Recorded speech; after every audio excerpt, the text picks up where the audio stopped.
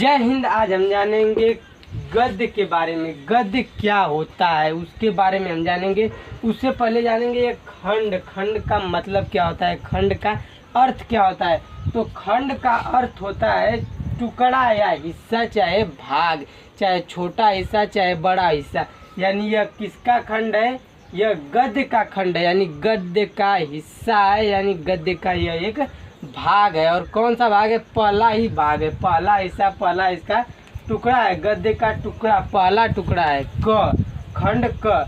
तो गद्य किसे कहते हैं, चलिए जानते हैं गद्य के बारे में। तो गद्य किसे कहते हैं, तो गद्य जो है छंद, ताल, लय एवं तुकबंदी से मुक्त तथा विचारपूर्ण एवं वाक्यबद्ध रचना को गद्य कहते हैं। यानी छंद, ताल, लय एवं तुकबंदी से मुक्त हो, ऐसा वाक्य यानी जो विचारों से भरा हो और वाक्यबद्ध हो। यानी ऐसा वाक्य जो छंद, ताल एवं लय तुकबंदी से मुक्त हो, उसमें नहीं हो छंद, ताल, लय, उसे हम गद्य कहते हैं।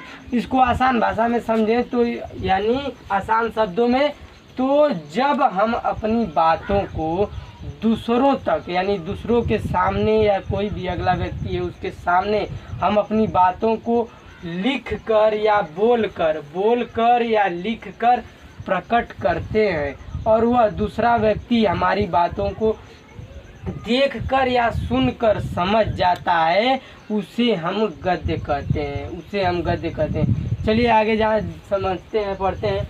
यह माध्यमिक शिक्षा, माध्यमिक शिक्षा किसे कहते हैं भैया, माध्यमिक शिक्षा जो है, माध्यमिक शिक्षा प्राथमिक शिक्षा के बाद एवं उच्च शिक्षा के पहले की शिक्षा स्तर है, जो आमतौर पर 11 से 18 वर्ष की आयु के बच्चों के लिए होती है। आमतौर पर यानी आप लोग जो शिक्षा ग्रहण कर रहे हैं, आप लोग जो शिक्षा की पढ़ाई कर रहे हैं, वह माध्यमिक शिक्षा है। किसकी शिक्षा है, माध्यमिक शिक्षा। आप लोगों की प्राथमिक शिक्षा हो चुकी है, आप लोग प्राथमिक शिक्षा को पास कर चुके हैं और उच्च शिक्षा तक अभी प्रवेश नहीं किए हैं, उच्च शिक्षा में अभी आप लोग नहीं आए हैं।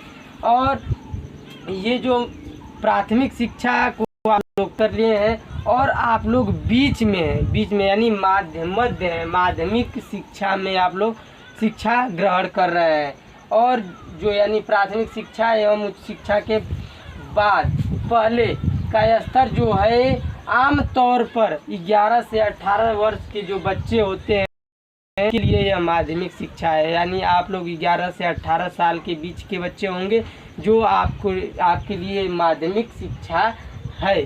यह कक्षा 12 इंटर की जो किताब है उसी में से मैंने लिखा है। तो चलिए आगे देखते हैं। यह उत्तर प्रदेश द्वारा निर्धारित है, यानी उत्तर प्रदेश यानी यूपी यानी उत्तर प्रदेश, इसका फुल फॉर्म होता है उत्तर प्रदेश। उत्तर प्रदेश द्वारा निर्धारित है। उत्तर प्रदेश क्या है, उत्तर प्रदेश एक भारत का राज्य है, भारत का राज्य। पूरे भारत में 28 राज्य हैं, पहले 29 थे तो 28 हो गए हैं। पहला देखिए आंध्र प्रदेश, अरुणाचल प्रदेश, असम, बिहार, छत्तीसगढ़, गोवा, गुजरात, हरियाणा, हिमाचल प्रदेश, झारखंड, कर्नाटक, केरल, मध्य प्रदेश, महाराष्ट्र, मणिपुर, मेघालय, मिजोरम, नागालैंड, उड़ीसा, पंजाब, राजस्थान, सिक्किम, तमिलनाडु, तेलंगाना, त्रिपुरा, उत्तराखंड, उत्तर प्रदेश, पश्चिम बंगाल। यह जो उत्तर प्रदेश है, उत्तर प्रदेश द्वारा ही निर्धारित किया गया है इस पुस्तक को।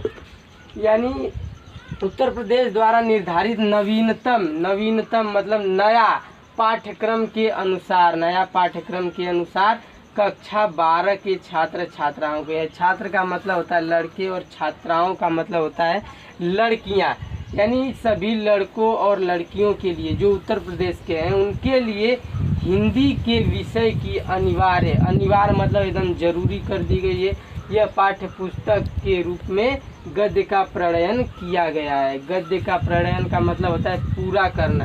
इसका अर्थ देखिए, प्रणयन का मतलब होता है पूरा करना, यानी इस किताब को जब पूरा किया गया है और नए पाठ्यक्रम के अनुसार इस पुस्तक को पूरा किया गया है, यानी इस गद्य को पूरा किया गया है, यानी इस गद्य के रूप में पूरा किया गया है। पाठ्य पुस्तक के रूप में इस गद्य को पूरा किया गया है। और इस पुस्तक का प्रणयन करते समय, इस पुस्तक को पूरा करते समय, यानी इस पुस्तक को पूरा करते समय सभी उद्देश्यों का ध्यान रखा गया है, यानी सभी उद्देश्यों का पूरा ध्यान रखा गया है। और इसका पहला जो उद्देश्य है, इसका पहला उद्देश्य क्या है? इसका पहला उद्देश्य यह है कि सभी छात्र छात्रा उत्तर प्रदेश के सभी छात्र छात्राओं के लिए हिंदी जो गद्य है, हमारा हिंदी गद्य साहित्य जो है, विगत 100-150 वर्ष पहले, यानी जो 100-150 वर्ष बीत चुका है, उससे पहले के जो विकास हुए हैं हमारे हिंदी गद्य साहित्य में, जो हमारे गद्य में विकास हुए हैं 100-150 पहले के 100 विकास हुए हैं, उनसे पूरी तरह परिचित हो जाए, यानी पूर्ण रूपेण परिचित हो जाए। यही इसका पहला उद्देश्य है, यही इसका पहला उद्देश्य है। तो आज के लिए इतना ही। अगली वीडियो में हम जानेंगे इसका पहला उद्देश्य क्या है, इसके बारे में हम जानेंगे। आज के लिए इतना ही। जय हिंद, वंदे मातरम।